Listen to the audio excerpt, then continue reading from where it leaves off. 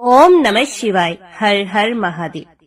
आप सभी को सोमवार व्रत की हार्दिक शुभकामनाएं। सोमवार व्रत भगवान शिव को समर्पित एक पवित्र व्रत है, जो विशेष रूप से उनकी कृपा प्राप्त करने और जीवन में सुख समृद्धि लाने के लिए रखा जाता है। ये व्रत हर सोमवार को किया जाता है और इस व्रत का विशेष महत्व होता है। इस व्रत को करने से भगवान शिव प्रसन्न होते हैं और भक्तों की सभी मनोकामनाओं को पूर्ण करते हैं। अविवाहित कन्याओं के लिए ये व्रत विशेष लाभकारी माना जाता है। इसे करने से योग्य वर की प्राप्ति होती है और वैवाहिक जीवन सुखद होता है।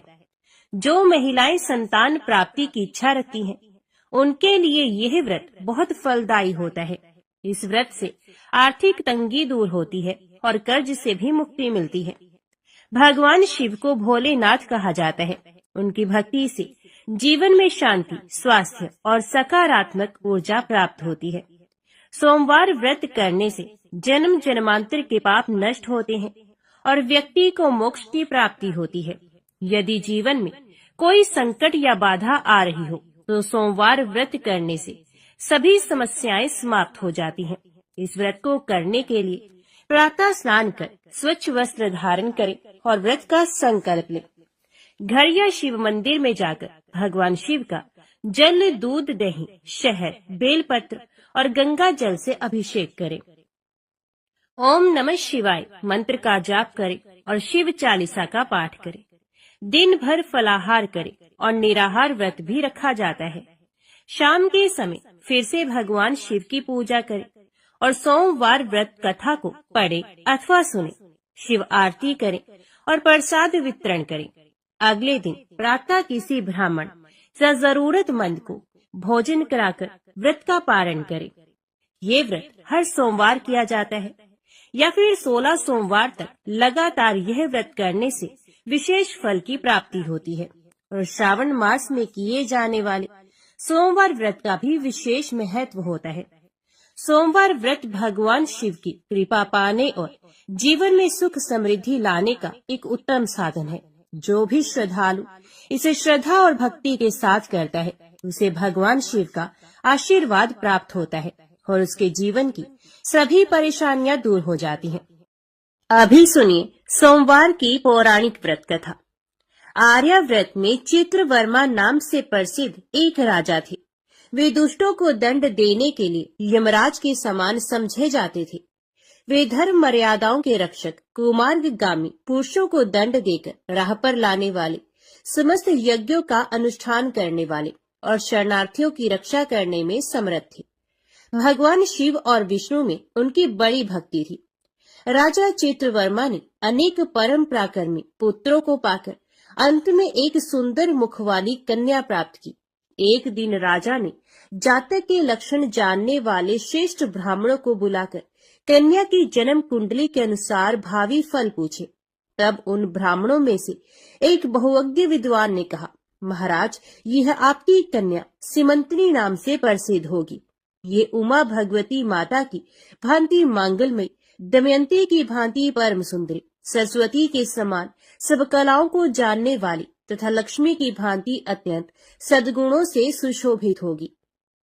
ये 10,000 वर्षों तक अपने स्वामी के साथ आनंद भोगेगी और 8 पुत्रों को जन्म देकर उत्तम सुख का उपभोग करेगी। तत्पश्चात एक दूसरे ब्राह्मण ने कहा, यह कन्या 14वें वर्ष में विधवा हो जाएगी। ये वज्रघात के समान दारुण वचन सुनकर राजा 2 घड़ी तक चिंता में डूबे रहे। तदंतर सब ब्राह्मणों को विदा करके राजा ने सब कुछ भाग्य के अनुसार ही होता है ऐसा समझकर चिंता छोड़ दी। सीमंतनी धीरे धीरे सयानी हुई। अपनी सखी के मुख से भावी वैधव्य की बात सुनकर उसे बड़ा खेद हुआ। उसने चिंता मगन होकर याज्ञवल्क्य मुनि की पत्नी मैत्रेयी जी से पूछा, माताजी, मैं आपके चरणों की शरण में आई हूँ। मुझे सौभाग्य बढ़ाने वाले सत्कर्म का उपदेश दीजिए। इस प्रकार शरण में आई हुई राजकन्या से पतिव्रता मैत्रेयी ने कहा, सुंदरी, तू शिव सहित पार्वती जी की शरण में जा और सोमवार को एकाग्रचित हो स्नान और उपवास पूर्वक स्वच्छ वस्त्र धारण करके शिव और पार्वती का पूजन कर। सोमवार के दिन शिव और पार्वती की आराधना करती है इससे बड़ी भारी आपत्ति पड़ने पर भी तो उससे मुक्त हो जाएगी। घोर से घोर एवं भयंकर महाकलेश में पड़कर भी शिव पूजन ना छोड़ना, उसके प्रभाव से महान भय से पार हो जाओगी। इस प्रकार सीमंतिनी को आश्वासन देकर पतिव्रता मैत्री आश्रम को चली गई। राजकुमारी ने उनके कथन अनुसार भगवान शिव का पूजन प्रारंभ किया। निषद देश में नल की पत्नी दमयंती के गर्भ से इंद्रसेन नामक पुत्र हुआ था। राजा इंद्रसेन के पुत्र चंद्रागत हुए। नृपश्रेष्ठ चित्रवर्मा ने राजकुमार चंद्रागत को बुलाकर गुरुजनों की आज्ञा से उन्हीं के साथ अपनी पुत्री सीमंतिनी का विवाह कर दिया। उस विवाह में बड़ा उत्सव हुआ था। विवाह के पश्चात चंद्रागत कुछ काल तक ससुराल में ही रहे। एक दिन राजकुमार यमुना के पार जाने के लिए कुछ मित्रों के साथ नाव पर सवार हुए। भाग्यवश नाव यमुना के भंवर में मल्लाहों सहित डूब गई। यमुना के दोनों तटों पर बड़ा भारी हाहाकार मच गया। इस दुर्घटना को देखने वाले समस्त सैनिकों के विलाप से सारा आकाश मंडल गूंज उठा। डूबने वालों में से कुछ तो मर गए और कुछ ग्राहों के पेट में चले गए तथा राजकुमार आदि कुछ लोग उस महाजाल में अदृश्य हो गए। ये समाचार सुनकर राजा चित्रवर्मा बड़े व्याकुल हुए और यमुना के किनारे आकर मूर्छित होकर गिर पड़े। सीमंतिनी ने भी जब ये समाचार सुना तब वह अचेत होकर धरती पर गिर पड़ी। राजा इंद्रसेन भी अपने पुत्र के डूबने का समाचार पाकर रानियों सहित बहुत दुखी हुए और सुध बुद्ध खोकर गिर पड़े। तदंतर बड़े बूढ़ों के समझाने पर राजा चित्रवर्मा धीरे धीरे नगर में आए और उन्होंने अपनी पुत्री को धीरज बंधाया। राजा चित्रवर्मा ने जल में डूबे हुए अपने दामाद का औधर देह कृत्य वहां आए हुए उनके बंधु बांधवों से करवाया। पतिव्रता सीमंतिनी ने चीता में बैठकर पतिलोक में जाने का विचार किया, किंतु उसके पिता ने स्नेहवश उसे रोक लिया। तब वे विधवा जीवन व्यतीत करने लगी। मुनि पत्नी मैत्रेयी ने जिस शुभ सोमवार व्रत का उपदेश दिया था उसे सदाचार परायणा सीमंतिनी ने विधवा होने पर भी नहीं छोड़ा। इस प्रकार 14वें वर्ष की आयु में अत्यंत दारुण दुख पाकर वे भगवान शिव के चरणार विंदों का चिंतन करने लगी। शिव की आराधना करते करते उसके 3 वर्ष व्यतीत हो गए। उधर पुत्र शोक से उन्मत्त हुए राजा इंद्रसेन को बलपूर्वक दबाकर उनके भाइयों ने सारा राज्य छीन लिया और उन्हें पत्नी सहित पकड़कर कारागृह में डाल दिया। इंद्रसेन के पुत्र चंद्रागत यमुना के जल में डूबने पर नीचे नीचे गहराई में उतरने लगे। बहुत नीचे जाने पर उन्होंने नाग वधुओं को जल क्रीड़ा में निमग्न देखा। राजकुमार को देखकर वे भी विस्मित हुए और उन्हें पाताल लोक में ले गए। वहां चंद्रागत ने तक्षक नाग के परम अद्भुत रमणीय नगर में प्रवेश किया और इंद्र भवन के समान मनोहर एक सुंदर महल देखा, जो बड़े बड़े रत्नों की प्रकाशमान किरणों से उद्दीप्त हो रहा था। भगवान सूर्य के समान तेजस्वी तक्षक नाग को सभा भवन में विराजमान देख परम बुद्धिमान राजकुमार ने प्रणाम किया और हाथ जोड़कर खड़े हो गए। तक्षक के तेज से उनके नेत्र चौंधे आ गए। नागराज ने भी मनोरम राजकुमार को देखकर उन नागिनों से पूछा, ये कौन है और कहां से आया है? उन्होंने उत्तर दिया, हमने इसे यमुना जल में देखा है और इसके कुल तथा नाम का परिचय न होने के कारण आपके पास ले आई हैं। तब तक्षक ने राजकुमार से पूछा, तुम किसके पुत्र हो, कौन हो, कौन सा तुम्हारा देश है और यहाँ पर तुम्हारा कैसे आगमन हुआ है? राजपुत्र ने कहा, भूमंडल में निषद नाम से प्रसिद्ध एक देश है। उसके स्वामी राजा नल महायशस्वी हो गए हैं। वे पुण्य श्लोक माने जाते हैं। उनके पुत्र इंद्रसेन हुए और इंद्रसेन का पुत्र मैं हुआ। मेरा नाम चंद्रागत है। मैं अभी नूतन विवाह करके ससुराल में ही टिका था और यमुना जी के जल में विहार करता हुआ दैव की प्रेरणा से डूब गया। ये नाग पत्नियां मुझे आपके पास ले आई हैं। जन्मांतर के उपार्जित पुण्यों के प्रभाव से यहाँ मैंने आपके चरणार विंदों का दर्शन किया है। आज मैं धन्य हूँ।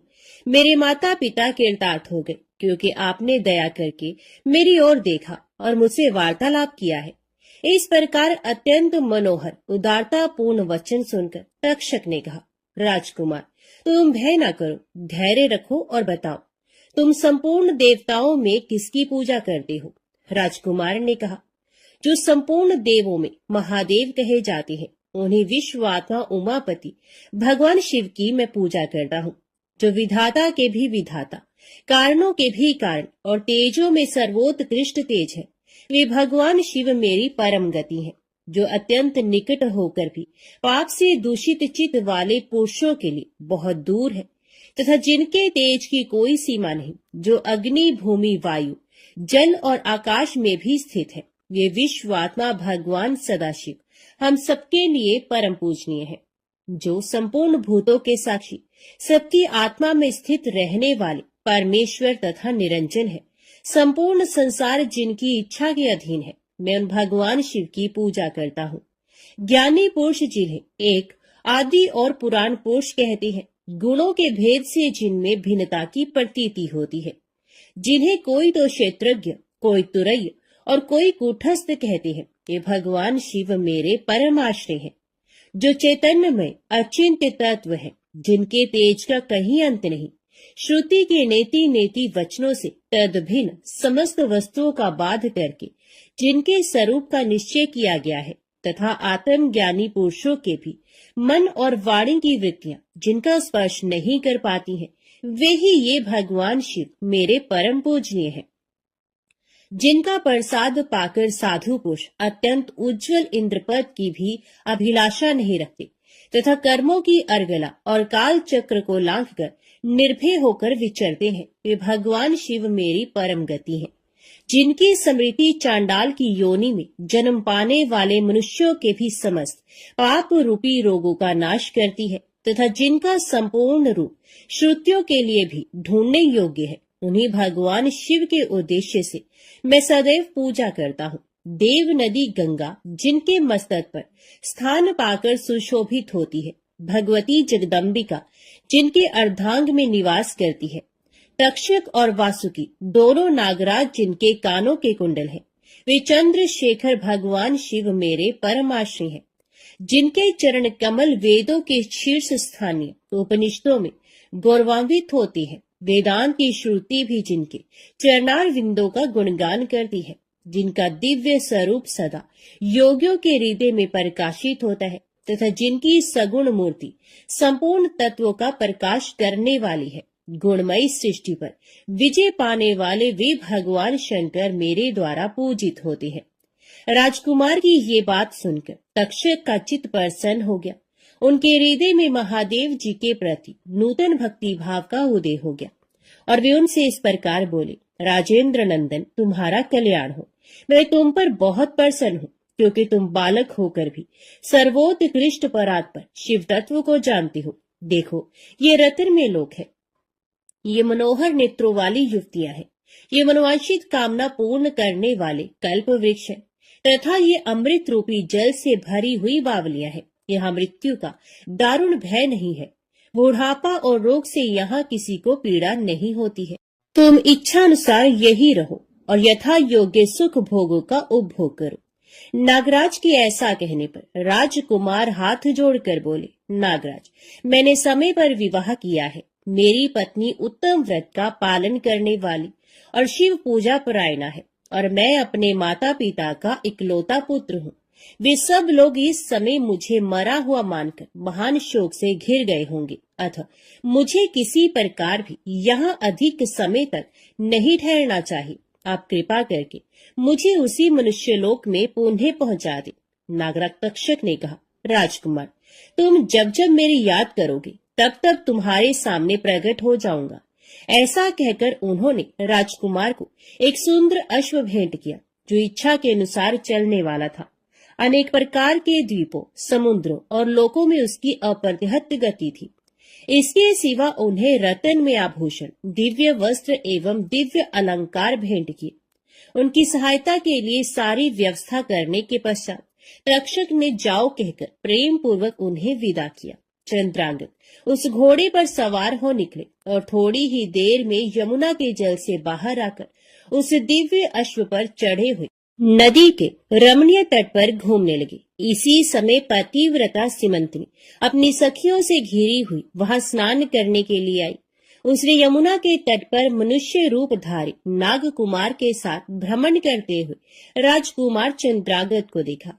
दिव्य अश्व पर आरूढ़ हुए अपूर्व आकार वाले उन राजकुमार को देखकर वे उन्हीं की ओर दृष्टि लगाए खड़ी हो गई। उसे देखकर चंद्रागत ने भी मन ही मन विचार किया, जान पड़ता है इसे मैंने पहले कभी देखा है। तत्पश्चात वे घोड़े से उतरकर नदी के किनारे आ बैठे और उस सुंदरी को बुलाकर समीप बैठाकर पूछा, तुम कौन हो, किसकी स्त्री और किसकी कन्या हो? सीमंतनी लज्जावश स्वयं कुछ बोल न सकी। तब उसकी सखी ने सब बातें बताई। इसका नाम सीमंतनी है। ये निषेध राज इंद्रसेन की पुत्र वधु, युवराज चंद्रागत की पत्नी और महाराज चित्रवर्मा की पुत्री है। दुर्भाग्यवश इसके पति इस महाजल में डूब गए। इससे वैधव्य का दुख प्राप्त करके यह बाला शोक से सूखती जा रही है।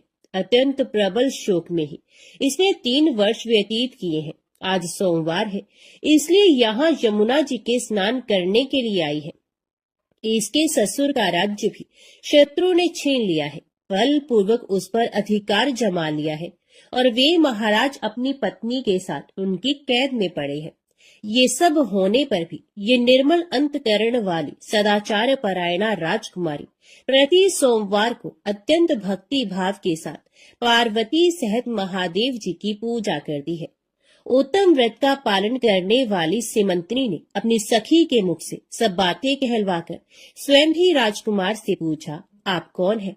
आपके पार्श्ववर्ती ये दोनों पुरुष कौन है? आपने मेरे वृत्तांत को एक स्नेही की भांति क्यों पूछा है? महाबाहो, मुझे ऐसा जान पड़ता है कि पहले मैंने आपको कहीं देखा है। आप मुझे स्वजन की भांति प्रतीत होते हैं। इतना कहकर राजकुमारी सीमंतनी नेत्रों से आंसू की धारा बहाती हुई बहुत देर तक फूट फूट कर रोती रही और मूर्छित होकर पृथ्वी पर गिर पड़ी।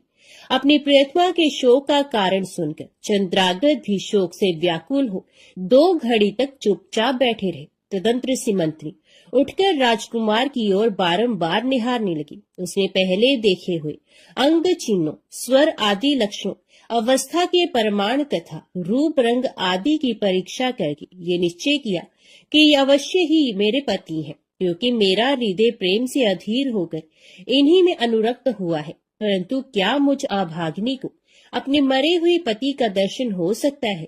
ये स्वप्न है या भ्रम? अथवा मुनि पत्नी मैत्रेयी ने जो मुझे ये कहा था कि तुम भारी से भारी विपत्ति में पड़ने पर भी इस व्रत का पालन करती रहना, उसी का तो ये फल नहीं है। एक श्रेष्ठ ब्राह्मण ने मेरा 10,000 वर्षों का सौभाग्य बतलाया था। उन ब्राह्मण देवता का ये वचन अवश्य सत्य होगा, ये ईश्वर के बिना कौन जान सकता है। इधर प्रतिदिन मुझे मंगल सूचक शुभ शगुन दिखाई देते हैं।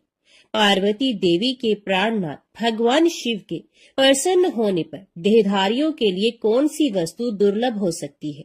इस प्रकार भांति भांति से विचार करके उसका संदेह दूर हुआ। तब लज्जा से उसने अपना मुख नीचे की ओर कर लिया। उस समय राजकुमार ने कहा, भद्रे, मैं तुम्हारे पति के शोक संतप्त माता पिता से ये समाचार बतलाने के लिए जा रहा हूँ। तुम्हारा कल्याण हो, तुम्हारे पति तुमसे शीघ्र ही मिलेंगे। यूं कहकर राजकुमार घोड़े पर सवार हुए और अपने दोनों सहायकों के साथ शीघ्र ही अपने राज्य में पहुंचे। वहां नागरोद्यान के समीप स्थित होकर उन्होंने नागराज के पुत्र को राज सिंहासन पर अधिकार जमाए बैठे हुए बंधुओं के समीप भेजा। नागकुमार ने शीघ्र जाकर उन सब से कहा, तुम सब लोग महाराज इंद्रसेन को अविलंब कारागृह से मुक्त करो और सिंहासन छोड़कर हट जाओ। महाराज के पुत्र चंद्रागत पाताल लोक से लौटकर यहाँ आए हैं। तुम आनाकानी ना करो, नहीं तो चंद्रागत के बाण तुम्हारे प्राण हर लेंगे। वे यमुना जी के जल में डूबकर नागराज तक्षक के घर जा पहुंचे थे। वहां से उनकी सहायता पाकर पुण्य इस लोक में लौटे हैं। नागकुमार की कही हुई ये सारी बातें सुनकर शत्रुओं ने भी बहुत अच्छा कहकर उनकी आज्ञा स्वीकार की और महाराज इंद्रसेन को उनके खोए हुए पुत्र के पुनः लौट आने का समाचार बताकर उनका सिंहासन उन्हें लौटा दिया। महाराज को प्रसन्न करके भी वे लोग भयभीत बने रहे मेरा पुत्र आ रहा है। ये बात सुनकर राजा प्रेम के आंसू बहाते हुए आनंद में डूब गए। यही दशा महारानी की भी थी। तदंतर सब नागरिक, वृद्ध, मंत्री और पुरोहित आगे जाकर चंद्रागत से मिले और उन्हें हृदय से लगाकर महाराज के समीप ले आए। अपने भवन में प्रवेश करके अश्रु वर्षा करते हुए राजकुमार ने माता पिता के चरणों में प्रणाम किया। चरणों में पड़े हुए पुत्र को उठाकर राजा ने अश्रु सिक्त हृदय से लगा लिया। क्रमश सब माताओं को प्रणाम करके उनका आशीर्वाद लेकर राजकुमार पूर्ववासियों से मिले और उन्होंने सबको यथा योग्य सम्मान दिया। उन्होंने सबके साथ राजसभा में बैठकर अपना सब वृतांत पिता से निवेदन किया और नागराज तक्षक से मित्रता होने की भी बात बताई। राजकुमार का चित्र देख और सुनकर राजा इंद्रसेन हर्ष से विवल हो गए। उन्होंने अपने मन में यही माना कि मेरी पुत्र वधू ने भगवान महेश्वर की आराधना करके इस अनुपम सौभाग्य का अर्जन किया है। निषदराज ने ये मंगलमय वार्ता दूतों के द्वारा महाराज चित्रवर्मा को भी कहला दी। ये अमृतमय वार्ता सुनकर महाराज चित्रवर्मा आनंद से विवल हो गए और बड़े वेग से उठकर उन्होंने संदेश वाहकों को उपहार में बहुत धन दिया। फिर अपनी पुत्री को बुलवाकर उन्होंने उससे वैधव्य के चिन्हों का परित्याग करवाया और उसे नाना प्रकार के आभूषणों से विभूषित किया। तत्पश्चात समूचे राष्ट्र के गांव और नगर आदि में बड़ा भारी उत्सव हुआ और सब लोगों ने राजकुमारी सीमंतिनी के सदाचार की बड़ी प्रशंसा की। चित्रवर्मा ने इंद्रसेन के पुत्र चंद्रागत को बुलाकर सीमंतिनी को उनके साथ विदा कर दिया। चंद्रागत ने तक्षक के घर से लाए हुए रत्न आदि आभूषणों के द्वारा, जो मानव मात्र के लिए अत्यंत दुर्लभ है, अपनी पत्नी को अलंकृत किया। तपे हुए स्वर्ण के समान सुशोभित 40 कोस तक जाने वाली सुगंध से युक्त दिव्य अंगराग से सीमंतिनी की बड़ी शोभा हो रही थी। कमल के केसर के समान रंग वाले कल्प वृक्ष के पुष्पों से बनी हुई और कभी ना कुम्हलाने वाली माला भी सती सीमंतिनी की शोभा बढ़ा रही थी। इस प्रकार शुभ मुहूर्त में अपनी पत्नी को साथ लेकर श्वशुर की आज्ञा से चंद्रागत पुनः अपनी नगरी में आए। महाराज इंद्रसेन ने अपने पुत्र को राज सिंहासन पर बिठाकर तपस्या द्वारा भगवान शिव की आराधना करके योगी पुरुषों को उपलब्ध होने वाली उत्तम गति प्राप्त की। राजा चंद्रागत ने अपनी धर्म पत्नी सीमंतिनी के साथ 10,000 वर्षों तक नाना प्रकार के विषयों का उपभोग किया। उन्होंने 8 पुत्रों और 1 कन्या को जन्म दिया। सीमंतिनी प्रतिदिन भगवान महेश्वर की पूजा करती हुई अपने स्वामी के साथ सुख पूर्वक रहने लगी। उसने सोमवार व्रत के प्रभाव से अपना खोया हुआ सौभाग्य प्राप्त कर लिया। ओम नमः शिवाय। हर हर महादेव। अभी सुनिए 16 सोमवार की व्रत कथा। एक बार भगवान शिव जी पार्वती जी के साथ भ्रमण करते हुए मृत्यु लोक की अमरावती नगरी में पहुंचे। उस नगर के राजा ने भगवान शिव का एक विशाल मंदिर बनवा रखा था। शिव और पार्वती उस मंदिर में रहने लगे। एक दिन पार्वती ने भगवान शिव से कहा कि हे प्राणनाथ, आज मेरी चौसर खेलने की इच्छा हो रही है। पार्वती की इच्छा जानकर शिव पार्वती के साथ चौसर खेलने बैठ गए। खेल प्रारंभ होते ही उस मंदिर का पुजारी वहां आ गया। माता पार्वती जी ने पुजारी जी से पूछा कि हे पुजारी जी, ये बताइए कि इस बाजी में किसकी जीत होगी। तो ब्राह्मण ने कहा कि महादेव जी की, परंतु चौसर में शिव जी की पराजय हुई और माता पार्वती जी की जीत हुई। तो ब्राह्मण को उन्होंने झूठ बोलने के अपराध में कोढ़ी होने का श्राप दिया। शिव और पार्वती उस मंदिर से कैलाश पर्वत पर लौट गए। पार्वती जी के श्राप के कारण पुजारी कोढ़ी हो गया। नगर के स्त्री पुरुष उस पुजारी की परछाई से भी दूर दूर रहने लगे। कुछ लोगों ने राजा से पुजारी के कोढ़ी हो जाने की शिकायत की, तो राजा ने किसी पाप के कारण पुजारी के कोढ़ी हो जाने का विचार कर उस मंदिर से निकलवा दिया। उसकी जगह दूसरे ब्राह्मण को पुजारी बना दिया गया। कोढ़ी पुजारी मंदिर के बाहर बैठकर भिक्षा मांगने लगा। कई दिनों के पश्चात स्वर्गलोक की कुछ अप्सराएं उस मंदिर में पधारी और उसे देखकर अप्सराओं ने कारण पूछा। पुजारी ने उन्हें भगवान शिव और पार्वती जी के चौसर खेलने और पार्वती जी के शाप देने की सारी कहानी कह सुनाई। तब अप्सराओं ने पुजारी से 16 सोमवार का विधिवत व्रत रखने को कहा। पुजारी द्वारा पूजन विधि पूछने पर अप्सराओं ने कहा, सोमवार के दिन सूर्य उदय से पहले उठकर स्नान आदि से निवृत्त होकर स्वच्छ वस्त्र पहनकर आधा सेर गेहूं का आटा लेकर उसके 3 अंग बनाना, फिर घी का दीपक जलाकर गुड़ नैवेद्य बेलपत्र चंदन अक्षत फूल जनेऊ का जोड़ा लेकर प्रदोष काल में भगवान शिव की पूजा अर्चना करना।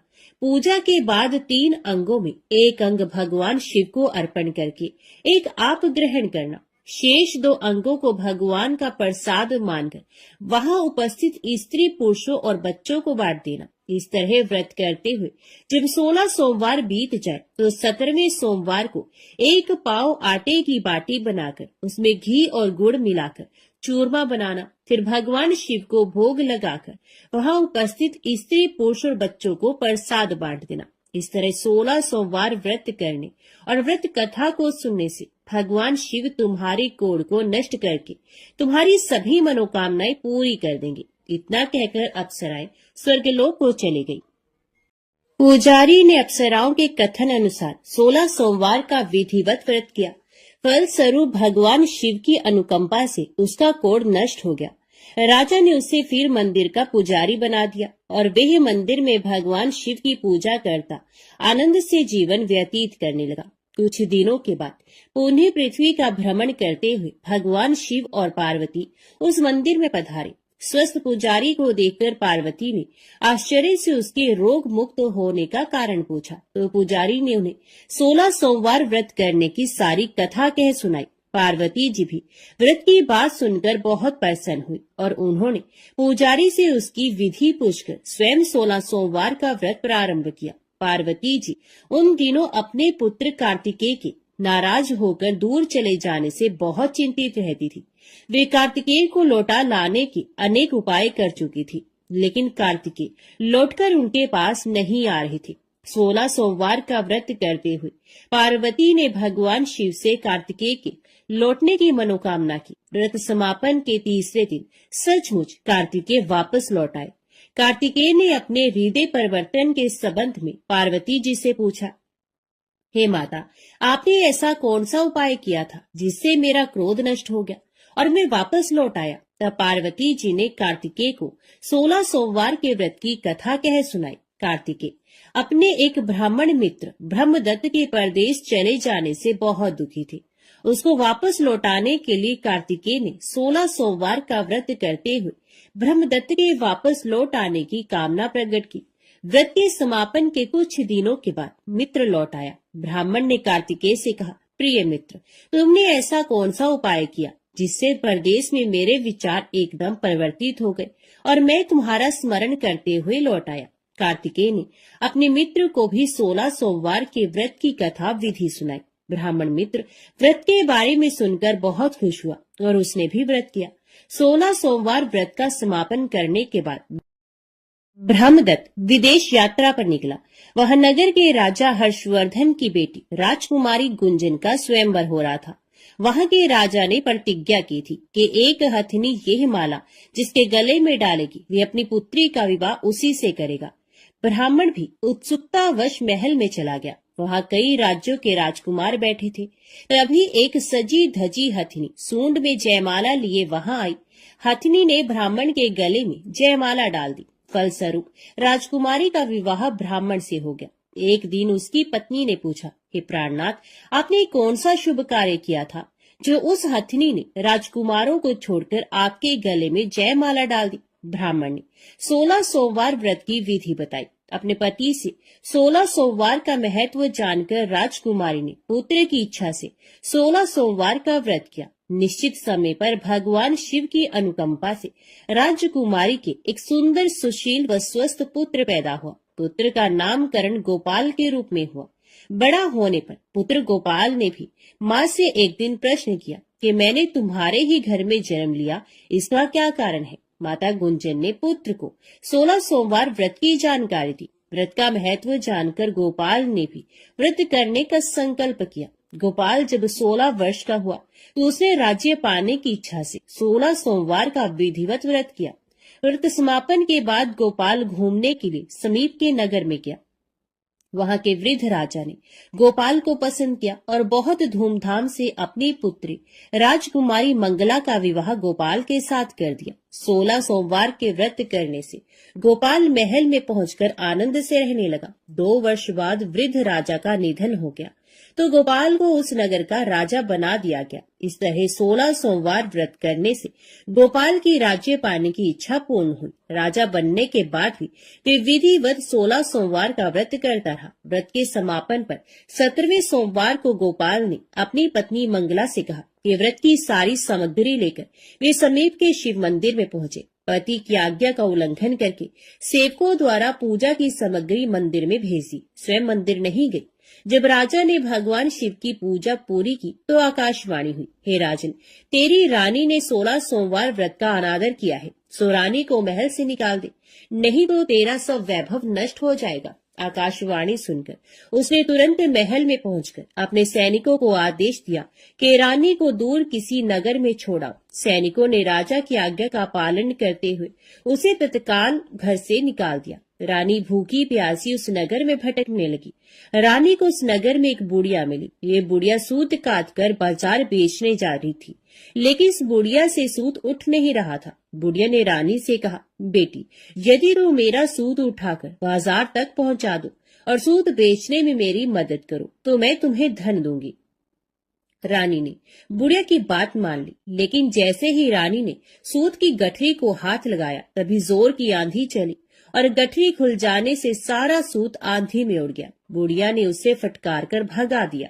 रानी चलते चलते नगर में एक तेली के घर पहुंची। उस तेली ने तरस खाकर रानी को घर में रहने के लिए कह दिया, लेकिन तभी भगवान शिव के प्रकोप से तेली के तेल से भरे मटके एक एक करके फूटने लगे। तेली ने भी भगा दिया। भूख प्यास से व्याकुल रानी वहां से आगे गई और चल पड़ी। रानी ने एक नदी पर जल पीकर अपनी प्यास शांत करनी चाही तो नदी का जल उसके स्पर्श से सूख गया। अपने भाग्य को कोसती हुई रानी आगे चल दी। चलते चलते रानी एक जंगल में पहुंची। उस जंगल में एक तालाब था, उसमें निर्मल जल भरा हुआ था। निर्मल जल देखकर रानी की प्यास तेज हो गई, जल पीने लगी। रानी ने तालाब की सीढ़ियां उतरकर जैसे ही जल को स्पर्श किया तभी उस जल में असंख्य कीड़े उत्पन्न हो गए। रानी ने दुखी होकर उस गंदे जल को पीकर अपनी प्यास शांत की। रानी ने एक पेड़ की छाया में बैठकर कुछ देर आराम करना चाहा तो उस पेड़ के पत्ते पल भर में सूखकर बिखर गए। रानी दूसरे पेड़ के नीचे जाकर बैठी। जिस पेड़ के नीचे बैठती वही सूख जाता। वन और सरोवर की ये दशा देखकर वहां के गवाले बहुत हैरान हुए। गवाले रानी को समीप के मंदिर में पुजारी जी के पास ले गए। रानी के चेहरे को देखकर ही पुजारी जान गए कि रानी अवश्य किसी बड़े घर की है, भाग्य के कारण दर दर भटक रही है। पुजारी ने रानी से कहा, पुत्री, तुम कोई चिंता नहीं करो, मेरे साथ इस मंदिर में रहो, कुछ ही दिनों में सब ठीक हो जाएगा। पुजारी की बातों से रानी को बहुत सांत्वना मिली।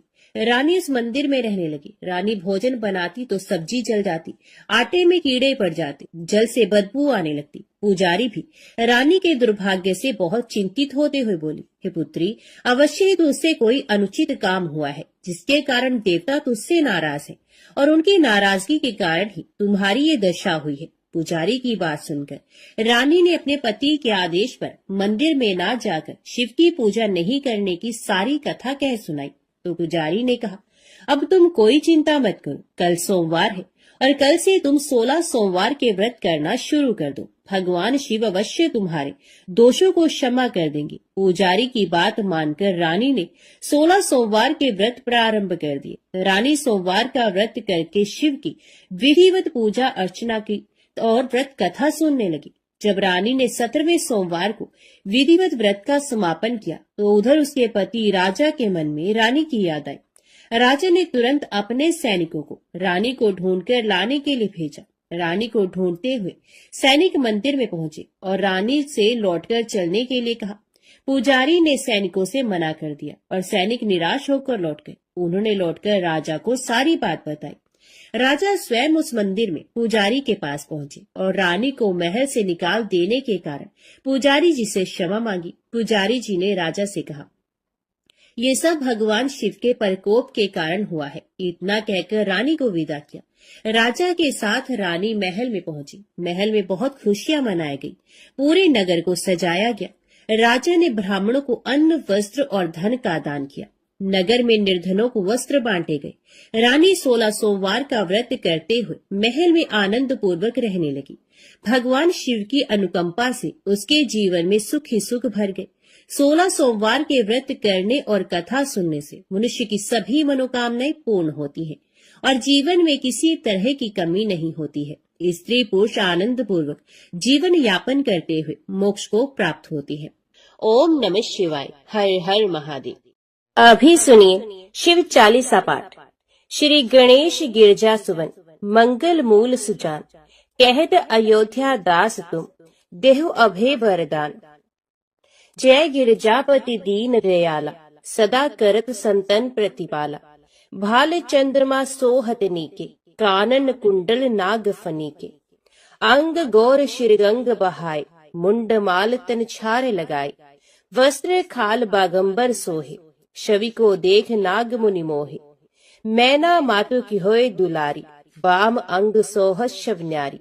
कर त्रिशूल सोहत शव भारी, करत सदा शत्रुन शयकारी। नंदी गणेश सोहे तहि कैसे, सागर मध्य कमल है जैसे। कार्तिक श्याम और गणराव, या छवि को कह जाते न गाओ। देवन जभी जाए पुकारा, तभी दुख प्रभु आप निवारा। किया उपद्रव तारक भारी, देवन सब मिल तुम्हें जुहारी। तुरत षडानन आप पठायो, लव निमेष में मार गिरायो। आप जलंधर असुर संहारा, सुयश तुम्हार विदित संसारा। त्रिपुरा सुरसन युद्ध मचाई, सबही कृपा कर लीन बचाई। किया तपही भागीरथ भारी, पूर्व प्रतिज्ञा तसु पुरारी। दानिन मह तुम सम को नाही, सेवक स्तुति करत सदाहि। वेद नाम महिमा तव गाय, अकथ अनाद भेद नहीं पाए। प्रगट उधत मंथन तेज्वाला, जरे सुरासुर भय विहाला। किन्हीं दया तहि करी सहाय, नीलकंठ तब नाम कहाय। पूजन रामचंद्र जब कीन्हा, जीत के लंक विभीषण दीन्हा। सहस कमल में हो रहे धारी, कीन्हीं परीक्षा तभी पुरारी। एक कमल प्रभु राखे जोई, कमल न्यून पूजन चह सोई। कठिन भक्ति देखी प्रभु शंकर, भय प्रसन्न दिए इच्छत वर। जय जय जय अनंत अविनाशी, करते कृपा सबके घटवासी। दुष्ट सकल नित मोह सतावे, भ्रमत रहे मोह चैन न आवे। त्राही त्राही मैं नाथ पुकारो, यह अवसर मोह आन उबारो।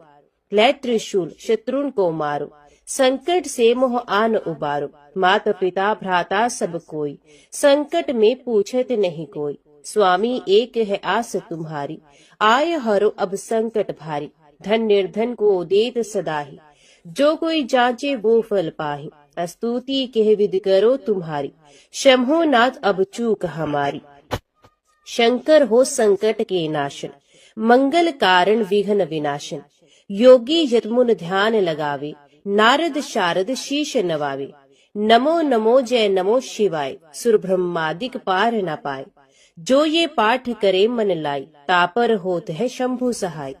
ऋणिया जो कोई अधिकारी, पाठ करे सो पावन हारी।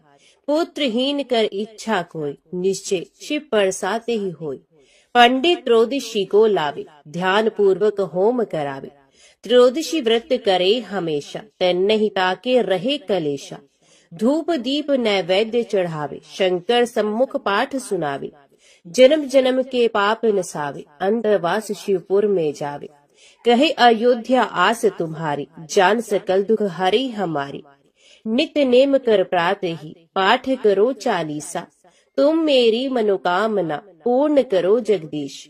मकसर छठे मत ऋतु, संवत 64 जान। स्तुति चालीसा शिव ही, पूर्ण कीन कल्याण।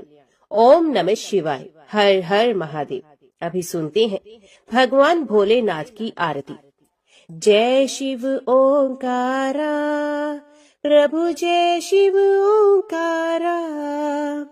ब्रह्मा विष्णु सदा शिव, अर्धांगी धारा। ओम जय शिव ओंकारा। एकानन चतुरानन पंचानन राजे, हंसासन गरुड़ासन वृषवाहन साजे। ओम जय शिव ओंकारा।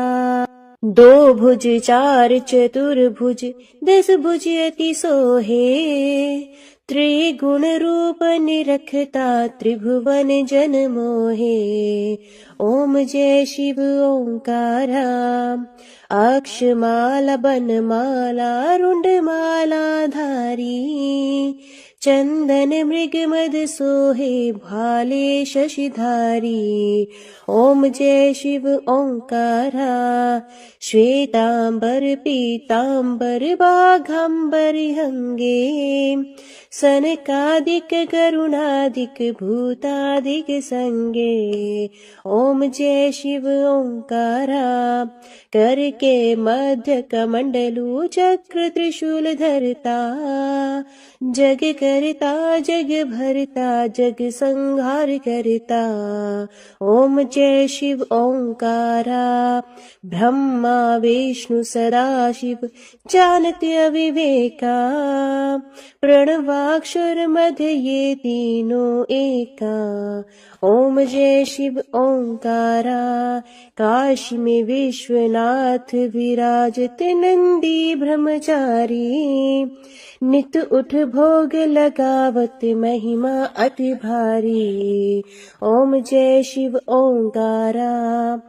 त्रिगुण शिव जी की आरती जो कोई नर गावे, कहत शिवानंद स्वामी मन वांछित फल पावे। ओम जय शिव ओंकारा। ओम जय शिव ओंकारा। स्वामी हरि शिव ओंकारा। ब्रह्मा विष्णु सदा शिव अर्धांगी धारा। ओम जय शिव ओंकारा। ओम नमः शिवाय। हर हर महादेव।